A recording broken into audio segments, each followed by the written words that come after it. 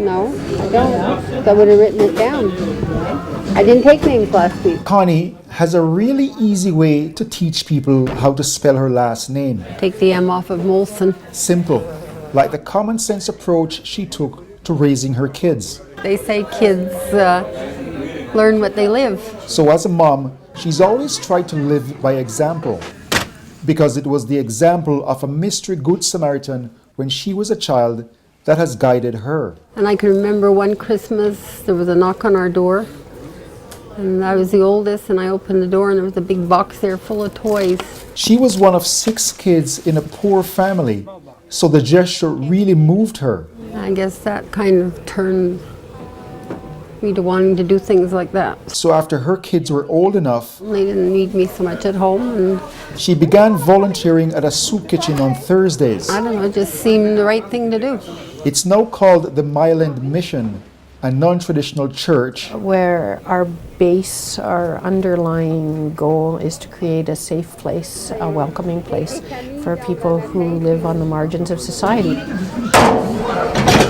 When Connie started, it was in the basement of the former Church of the Ascension Anglican Church on Park Avenue. That was about 1985. 8 bucks chop suey. Shortly after, someone who also thought it was the right thing followed her. But I've always been involved ever since I was a teenager. Her daughter, Lori. Eventually I helped to do the Sunday school. She kept volunteering until 5 years ago when she was hired as an office administrator. Again, thank you very much. I appreciate it. But Lori inspired someone else. I was born to this. Chris, Lori's son, started volunteering there too when he was quite young. Like as a child, I was just seeing my mom and my grandmother and the way the mission was run was very easy for me to do this. The same goes for his sister. And my daughter in September just made a fundraiser for the mission at the Rialto Theater. It doesn't end there.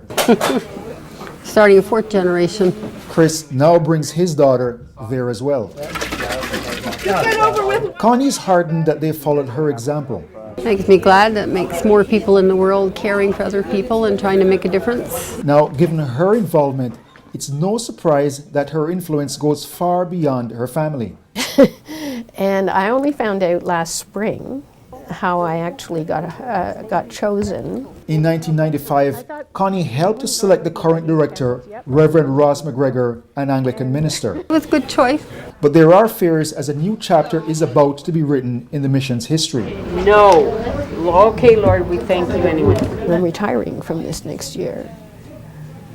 They're worried that it's going to crash, and I don't think it has to. I said to Lori one day, even if it didn't last, it doesn't take anything away from what we've done already. Now, with Christmas approaching, there are flickers of hope. We keep being this happy place for everyone to come. As they prepare for their annual Christmas basket for the poor, there are those who do what they can. Said I'm not dressed like Santa Claus. And there are the memories of those whose actions encourage Connie now. I just remember one thing that really touched me was at Christmas time. Near Christmas, I was sitting over in the window over there with the lights out, and a little boy come knocking at the door. Worried, she went to open it and got a big surprise. And he gave me a little velvet bag, and he told me he'd been collecting his allowance all year long to give to the poor, to help feed the poor. He was about 8-9 years old. The same age she was when another stranger had come knocking at her door and changed her life. Phil Carpenter, The Gazette.